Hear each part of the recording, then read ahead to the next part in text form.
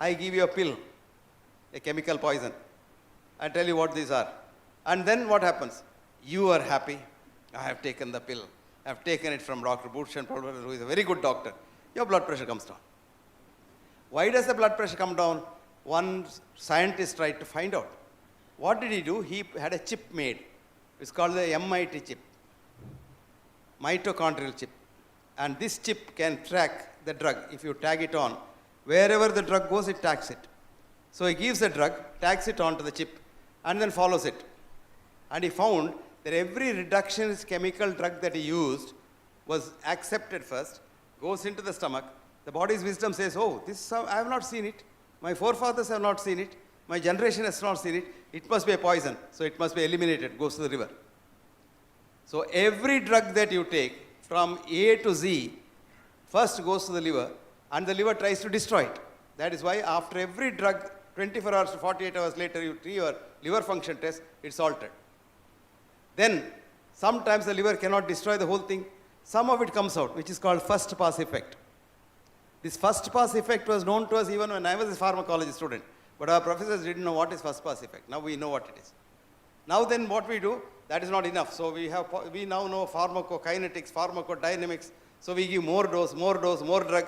And all these do what is called adverse drug reactions, ADR. So mind you, every drug has an adverse drug reaction. Every drug may not be useful to you, but every drug has an adverse drug reaction. That's why I coined this phrase, while there is no pill for every ill, there is an ill following every pill. It's absolutely true. It's out of experience, long experience I have said, for every pill, there is an ill. So I tell doctors, tell the patient before you give a tablet, two things, A, N and T, B, ADR.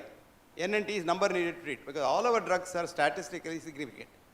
Not useful for everybody that you give. Supposing I give you a drug like statin, let us say. The N and T is 300, which means 1 in 300 people whom I prescribe statin will get benefit.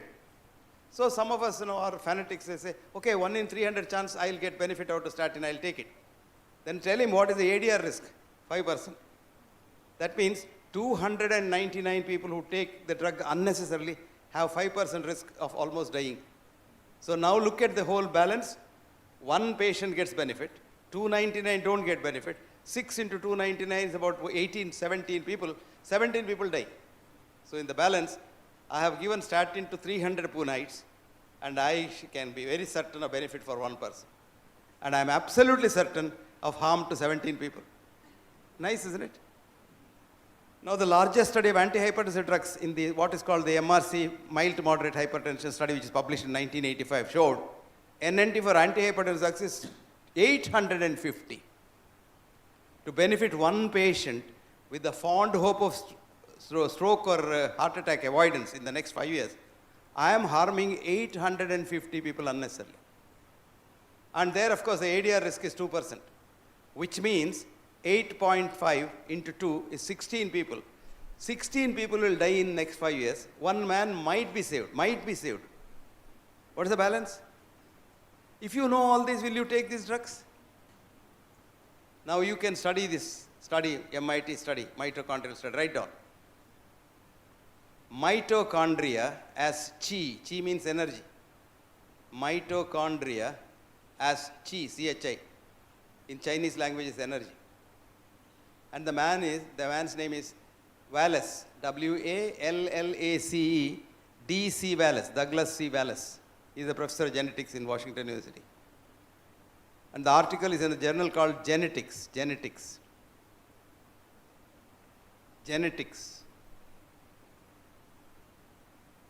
Okay? Year is 2004. I'm sorry, 2008. Volume is 179. And page is 727. Please read this. All these articles are free in the internet. Read that. And go and read it. It's a 10-page article. It will take at least 2 days to understand it, because very complicated genetics in it. And very interesting message is, the Ayurvedic drugs which he tried, not from India, the Tibetan drugs, herbal drugs he tried, they were not having any one of these reactions. It goes inside and tags and gets digested, goes into the system, does good or doesn't do good, but doesn't harm. and doesn't go to the liver. So the liver is, today we have an epidemic of what's called non-alcoholic cirrhosis, which I have never heard when I was a student in the 50s. Only alcoholics used to get cirrhosis. Now ordinary people, anybody goes to the doctor and says, slight touch of fatty liver. My God, I get about 100 and 150 consultations, free consultations, the email every day. Half of it is fatty liver. I went for a checkup. I have fatty liver. And for a change today, I had a Delhi University professor, senior professor, who wrote to me, Professor Hegde, I'm coming to 65. I have not seen a doctor so far. My wife pesters me every day, must have a checkup. Do you think I must have a checkup? I was so happy. I said, don't have a checkup.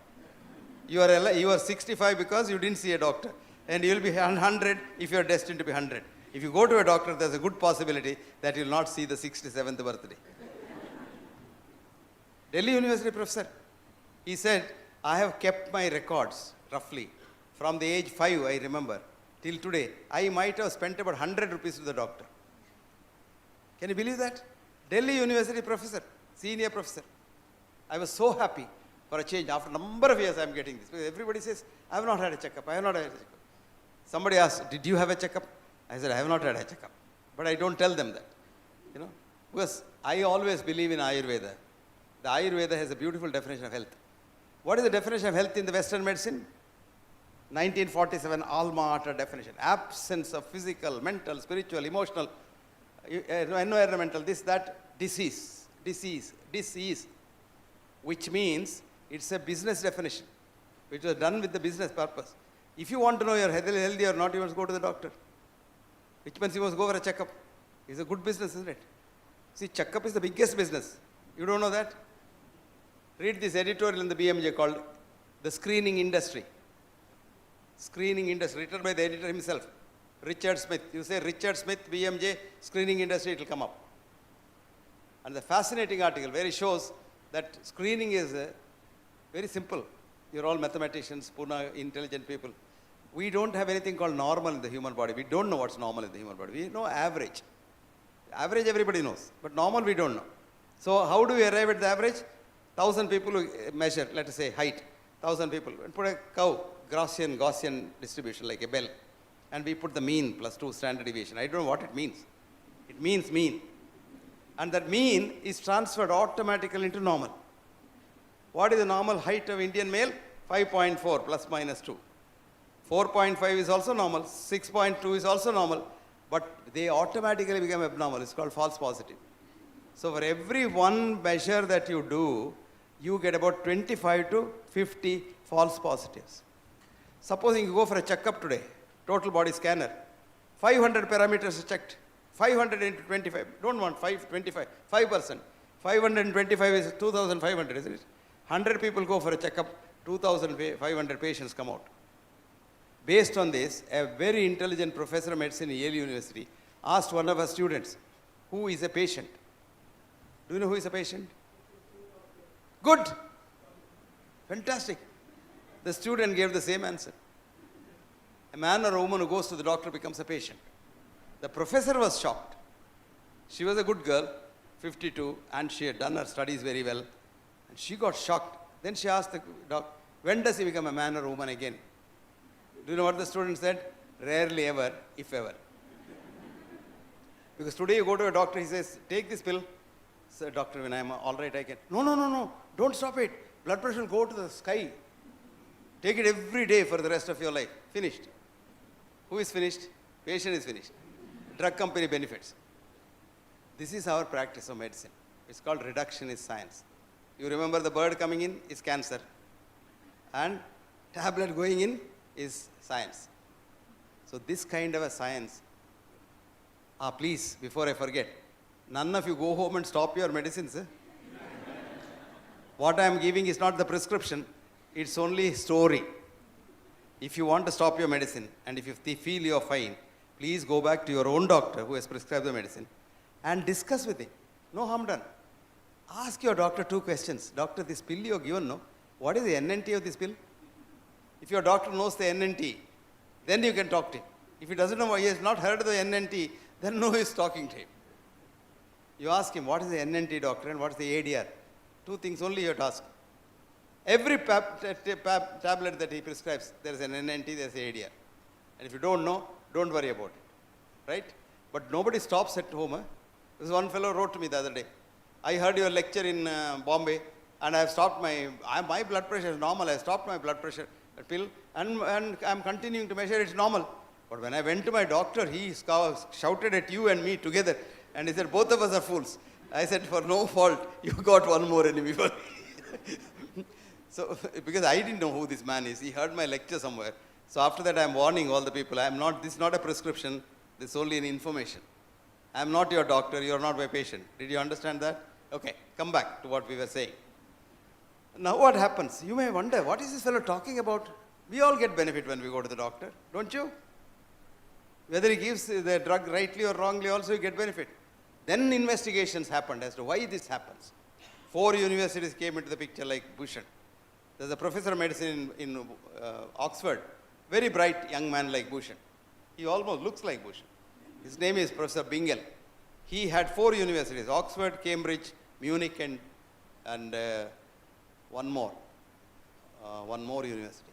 So 4 of these universities did a study on tablets, drug effect on patients.